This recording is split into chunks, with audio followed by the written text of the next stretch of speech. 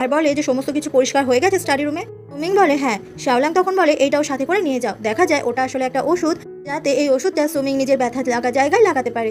ওষুধটা পেয়ে সুমিং খুব খুশি হয়ে যায় যে শাওলাং আসলে অতটাও খারাপ না। আসলে শাওলাংয়েরও খারাপ লেগেছে সুমিং এর ব্যথা লাগা দেখে। অন্যদিকে সেই আন্টি আর জিয়ানকে দেখা যায় ওরা দুজন তখন শাওলাংয়ের ব্যাপারে জানার জন্য খোঁজ খবর শুরু করে, যাতে জিজেন নামের কোম্পানি থেকে শাওলাংকে সহজে সরানো যায়। সেদিনই রাতে শাওলাং জিজেন কোম্পানি শেয়ার হোল্ডারদের সঙ্গে একটা ডিনারের আয়োজন করে।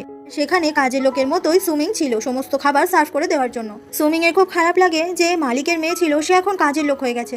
ডিনারের মাঝে সুমিং এর সঙ্গে আন্টি আলাদা করে দেখা করে আর সুমিংকে বোঝায় যে সুমিং যেন আন্টি আর জিয়ানের কথা মতোই চলে, তাতে করে শাওলাংকে ওরা উচিত শিক্ষা দিতে পারবে। আন্টি তখন সুমিংকে বুদ্ধি দেয় কোম্পানিতে গিয়ে কাজ করতে, কারণ সুমিং খুব ভালো ডিজাইন করতে পারতো। সুমিং বলে শাওলাং খুব খারাপ মানুষ, ও আমার বাবাকে কোম্পানি থেকে বার করে দিয়েছে, আমার বাবা মারা গেছে শুধুমাত্র ওর জন্য।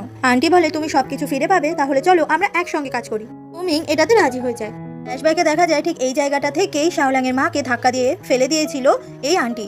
আর শাওলাং ভাবছিল যে এটা হয়তো সুমিং এর বাবা চিচাওয়ের কাজ।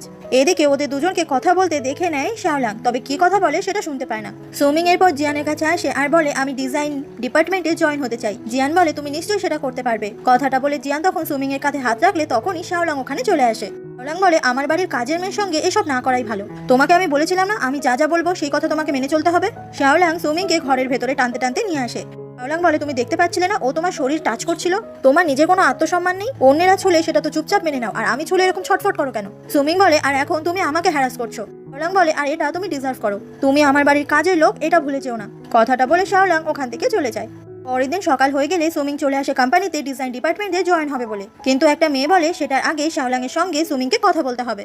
এটা শুনে সুমিং তো ভয় পেয়ে যায়, কারণ শাওলাং দেখতে পেলে সুমিংকে এত সহজে ছেড়ে দেবে না। ওখানেই তখন শাওলাং চলে আসে আর সুমিং এর অফিসে জয়েন করাটা খুব ইজিলি মেনে নেয়। এটা দেখে সুমিং খুব অবাক হয়ে যায়। সুমিং প্রথম দিনই অফিসে লেট করে এসেছে বলে শাওলাং তখন বলে এরকম লেট হলে পরের দিন থেকে এই কোম্পানিতে সুমিং আর ঢুকতে পারবে না। সুমিং তখন শাওলাং এর সঙ্গে খুব ভালো করে কথা বলতে থাকে যাতে শাওলাং ওর উপর একটু রেগে না যায়। শাওলাং তারপর সুমিংকে নিজের অ্যাসিস্ট্যান্ট বানিয়ে নেয় আর বলে আমি যেখানে যেখানে থাকবো তোমাকেও সেখানে সেখানেই থাকতে হবে। তো অ্যাসিস্ট্যান্ট যা যা কাজ করে ও শাওলাং এর সমস্ত কিছুই করে দিচ্ছিল, স্যুট পরিয়ে দেওয়া, রেডি করিয়ে দেওয়া সব। সুমিং বলে অ্যালকোহল খাওয়া কিন্তু শরীরের জন্য খারাপ, এবার থেকে কম খাবে।